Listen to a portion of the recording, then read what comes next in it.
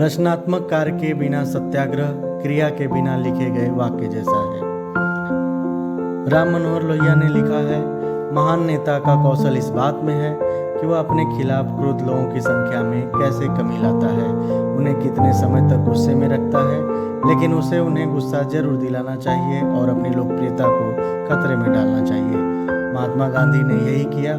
उनके पास एक बछड़ा था जिसे किन्हीं परिस्थितियों में उन्होंने सुई देकर मरवाया, एक बंदर को गोली मरवाई, हरिजनों को मंदिर में ले गए, उन शादियों में जाने से इनकार कर दिया जो अंतर्जातीय नहीं थी, तलाक का समर्थन किया, पाकिस्तान को 55 करोड़ रुपया से अधिक की धनराशि दिलवाई, जिसे हिंदुओं ने देशद्रोह करार दिया। संपत्ति के खिलाफ न केवल बोले बल्कि उस पर अमल भी किया।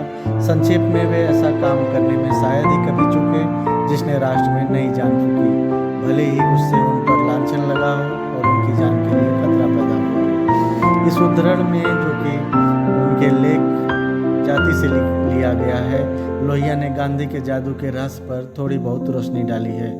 यहाँ उन्होंने प्राचीन और पवित्र में फर्क को दर्शाया है। यह एक सबक भी था जिसे लोहिया ने आत्मसात किया। यही वजह है कि वे लगातार राजनीतिक और व्यक्तिगत जोखिम उठाते रहे। कहा जाता है कि वे अपने जीवन के 57 वर्षों में 20 बार जेल गए।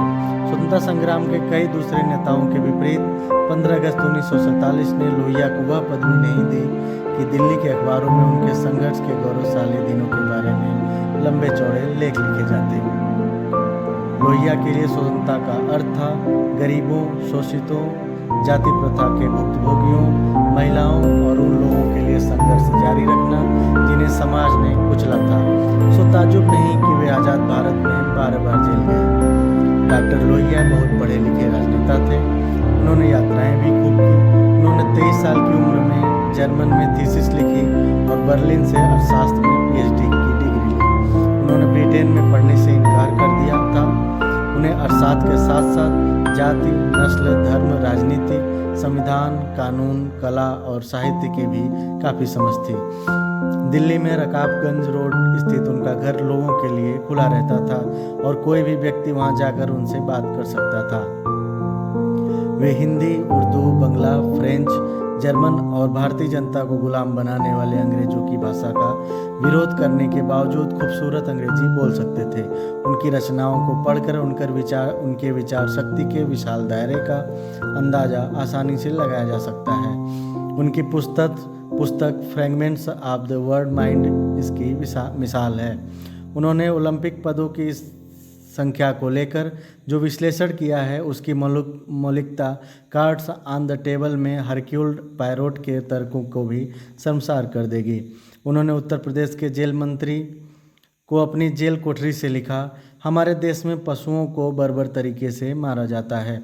मुझे यह पढ़कर बहुत सदमा हुआ कि जीवित कछुओं के मांस के टुकड़े कलकत्ता के बाजार में बेचे जाते हैं। कछुआ का एक एक अंग काटा जाता है और निरीह प्राणी पीड़ा से छटपटाता रहता है। मौजूदा भारतीय मानस निर्मम हो गया है। पशुओं पर इस तरह का अत्याचार होता है तो मेरे जैसे व्यक्तियों को पीड़ा होती है। लोहिया ने आज के भारत के बारे में क्या सोचा था? उन्होंने लिखा है, श्वेत देशों में चाहे वे साम्यवादी हों या पूंजीवादी, आय में 2, 5 या 7 गुना अंतर है। भारत में यह अंतर आमतौर पर 5000 या 300 गुना अधिक है। नतीजा यह है कि आबादी के एक तबके को खाना कपड़ा नसीब नहीं है और दूसरे तबकों के घरों में आधुनिक ऐशो आराम का प्रदर्शन बढ़ता जा रहा है।